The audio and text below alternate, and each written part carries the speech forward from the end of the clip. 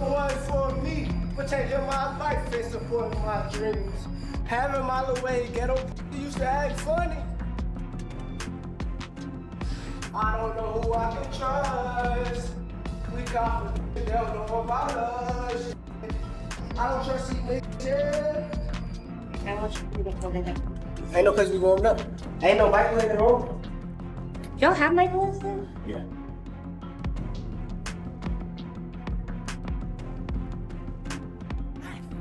Right back with the hook. Under. Get under. Yup. Double it. Double it. I started pressing his ass. Yeah, get the paddles. Little bro. That's time, man. That's 12 rounds.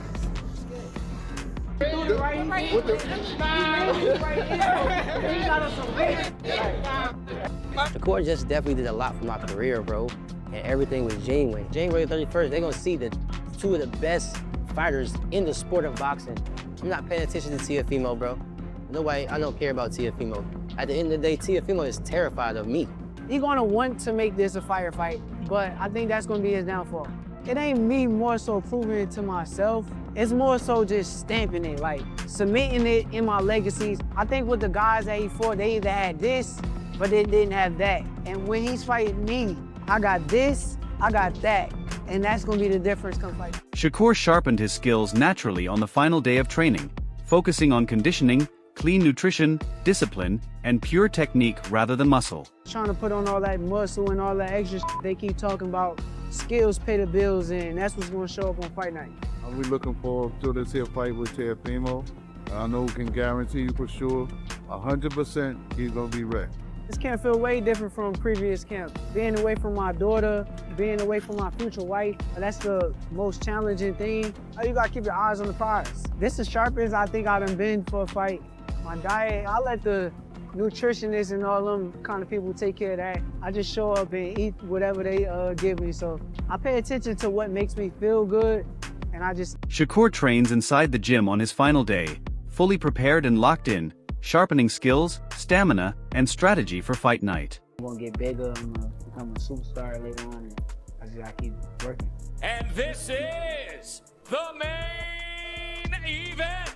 He is a former featherweight world champion, the 2016 Olympic silver medalist from Newark, New Jersey, Shakur Stevenson. Shakur's coach explains that guiding him is easy because Shakur listens closely, applies techniques efficiently, and stays focused throughout training sessions. Shakur is like a coach's dream, you know. He's technically sound, you know. He's disciplined. He does everything right, you know. All you gotta do is talk gloves and give him water majority of the time. You don't gotta worry about skipping no steps, you know. He gonna follow everything, plus do a little more on his own time, you know. You make a coach job easy. Shakur trains intensely on the pads with his coach, working combinations, increasing speed, precision, and timing while keeping discipline and focus. I'm on a jump rope, probably do some sit-ups and shit, some abs. It ain't over yet. I think like 8, 9 on the bag, 3, 4 on the pads. What was that? 3 on the jump rope. I did 15 rounds altogether. 19 if you count. Support of his team, highlighting Terrence as a guiding presence who motivates him and provides mentorship beyond the gym. Welcome out. I put a lot of great people around me, challenge me and push me and take me to the next level, and I think that's what keeps me at my sharpest. Terrence Crawford, that's my big brother. I love him to death. I feel like if he wasn't in my career and in my life, it'd have been very difficult getting to the level that I got to. He kind of taught me is take every guy serious. Seeing him and seeing how he prepared for guys who I know that's not on his level, it kind of turned me up to make sure that I do the same. You look out, you 4 kings, but you're in my way. So I gotta move you out my way. This guy is the best, and we're here to face the best. That's just what it is. Teo's that guy, like, I admire his style. I done said this before. I think he's a hell of a boxer. He's fast, he's strong. He got boxing IQ, he know how to outbox people. Shakur explains that Teofimo's posted sparring clip is misleading. The session had not started and the video was edited to misrepresent the truth. Very with the truth. I want to elevate my game and make sure that I'm better than him. I want to be better than him in every area on fight night, and that's what we... Shakur focuses on stretching and warm-ups, improving flexibility, preventing injuries, and preparing his body for intense action on fight day. Of Shakur Stevenson gives a clear look into his mindset before the Teofimo Lopez fight. Long praised for focusing on legacy, skill, and proving he is the best in the ring, Shakur now openly admits money matters more to him than belts or awards. In the interview, he downplays championship belts, calling them trophies or trinkets meant to sit in offices rather than symbols of real value. Instead, he prefers strong financial rewards, saying he would rather invest in property or enjoy real benefits from his earnings than hang belts at home. Analysts note this shows a shift in Shakur's public narrative. Earlier, his focus was on legacy fights, especially targeting Tank Davis to define his name. Shakur, in a recent interview for the Teofimo fight, they asked him, have you wore your belt in the crib? And he was like, nah. And then he spends the next few minutes downplaying belts, right? Oh, belts are cool, but they're, they're trophies, they're trinkets. Listen. Championship belt around the house for fun. I don't know what it is about belts. Like, it's like, trophies is trophies. Like, I don't know, I'd rather get a big check and go spend some money on some property or something. Belts is cool. Like, they good to place in your office and put them up. They look good for people that come see them. I think the money, I like the big checks. Do you think you can land a punch blind? I like the money. I don't care about belts. Time to expose the boy. Previously, Shakur spent his... Shakur appears more grounded and business-focused, showing his motivation goes beyond public opinion or traditional status. While some fans may find this controversial, it also highlights the modern fighter's reality. Success is measured not only by titles, but by maximizing opportunities and building long-term financial security. Very reason. Speaking of Gervonta Davis, your newfound statements of not caring about the belts sounds eerily similar to what Gervonta Davis has been saying. Roll the clip. At one time, it was always Tank in your mind who you wanted. Is that still the same way or no? I came to terms with accepting that the fight may not ever happen at the end of the day, and I can't, like, it is what it is. You was literally saying that fight's gonna happen no matter what. It's too much money. Eventually, it's gonna happen. But what changed it now? You could tell he's not really like... Contrast.